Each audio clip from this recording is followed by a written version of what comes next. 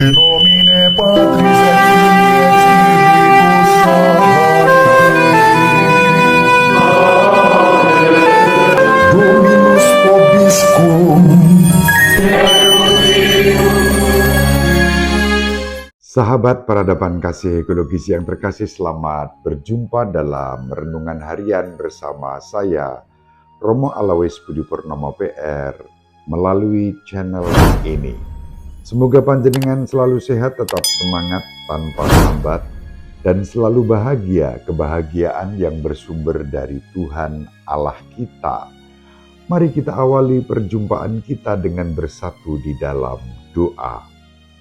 Allah Bapa yang Maha Pengasih dan Penyayang, Engkau senantiasa mengumpulkan kami di rumah-Mu sebagai bagian dari keluarga kerajaan surga. Itu semua telah dimenangkan oleh Yesus Kristus Putra-Mu melalui misteri Paskah. Semoga dengan mengenangkan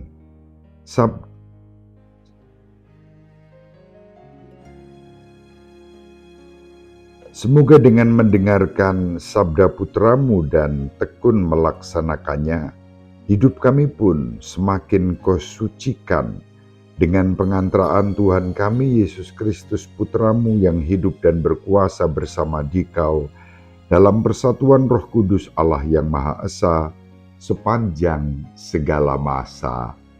Amin. Sahabat peradaban kasih ekologis yang terkasih, mari kita baca Injil Lukas bab 8 ayat 19 sampai 21. Pada suatu hari datanglah ibu dan saudara-saudara Yesus hendak bertemu dengan Dia, tetapi mereka tidak dapat mencapai Dia karena orang banyak. Maka diberitahukanlah kepada Yesus, "Ibu dan saudara-saudaramu ada di luar dan ingin bertemu dengan Dikau."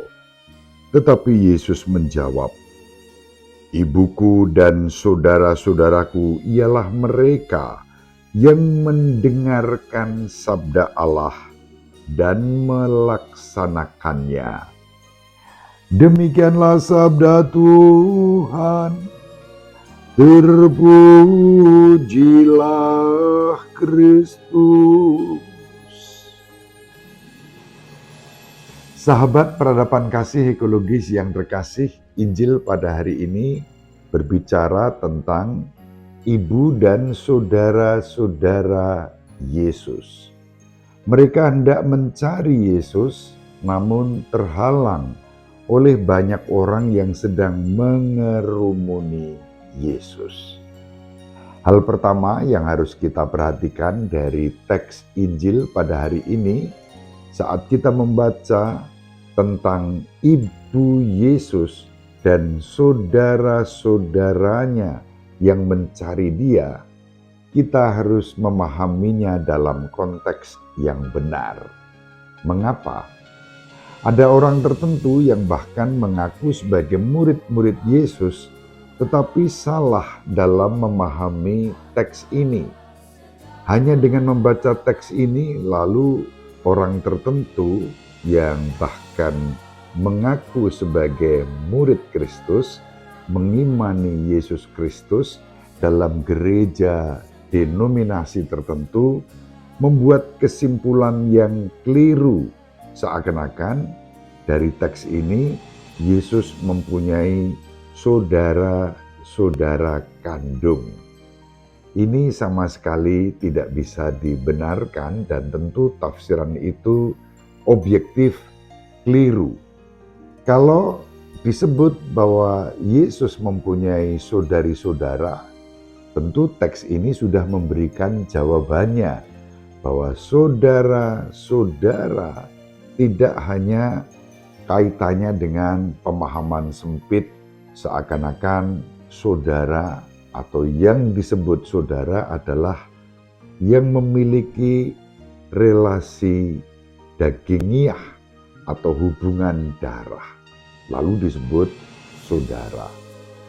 Tentu dalam arti extended family, keluarga besar Yesus, terutama dari Ibu Maria dan dari Bapak Yosef, ada ikatan-ikatan pertalian persaudaraan itu, tetapi bukan sebagai saudara kandung Yesus.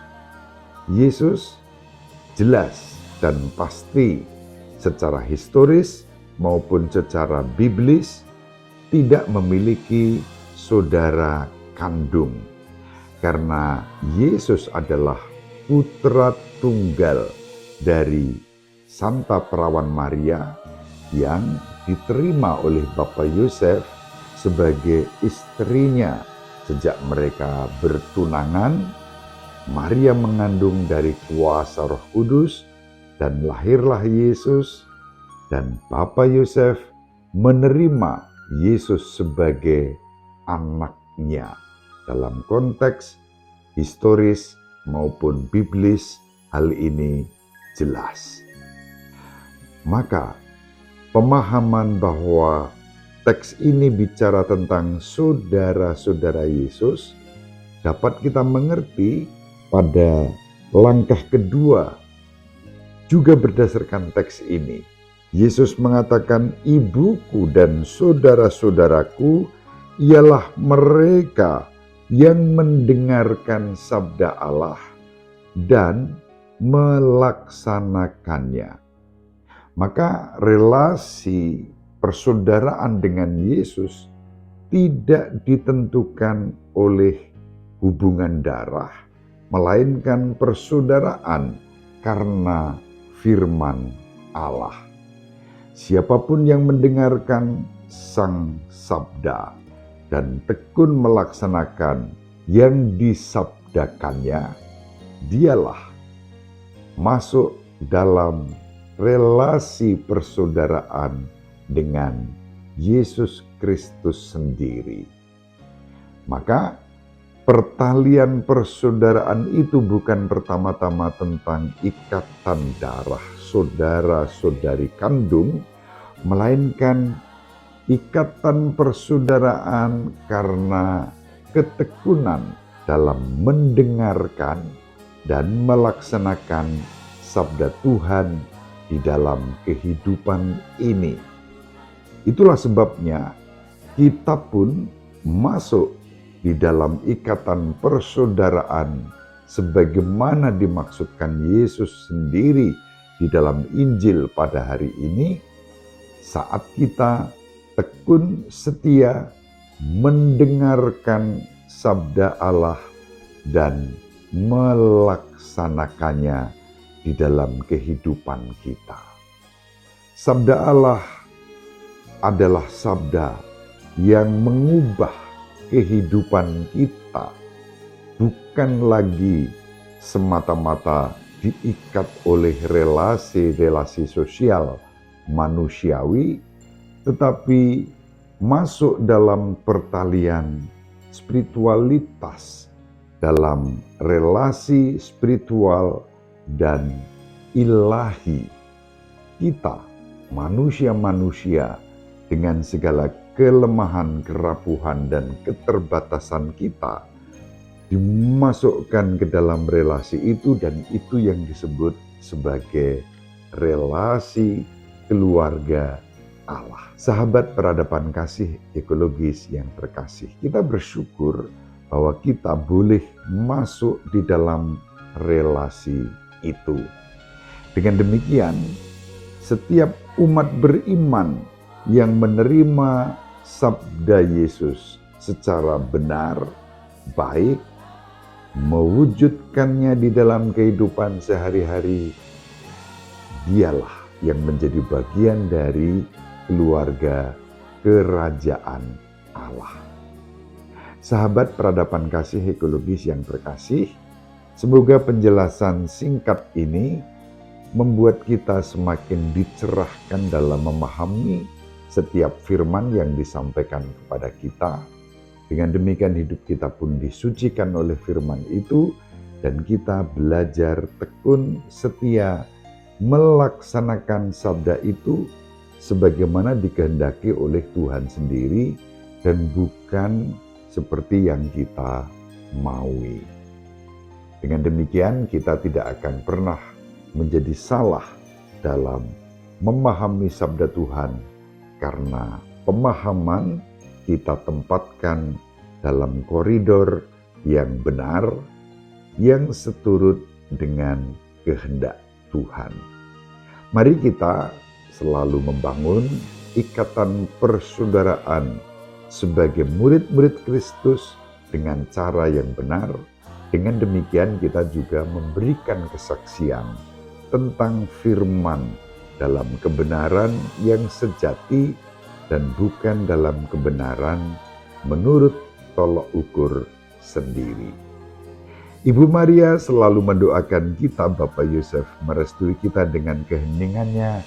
Semoga panjenengan semua sahabat peradaban kasih ekologis yang terkasih bersama seluruh anggota keluarga dimanapun berada, dibimbing, dilindungi, dan diberkati oleh Allah yang Maha Kuasa, Bapa dan Putera dan Roh Kudus. Amin. Terima kasih, salam sehat, tetap semangat tanpa sambat, selalu bahagia, kebahagiaan yang bersumber dari Tuhan Allah kita. Salve, shalom, salam sejahtera, berkah dalam.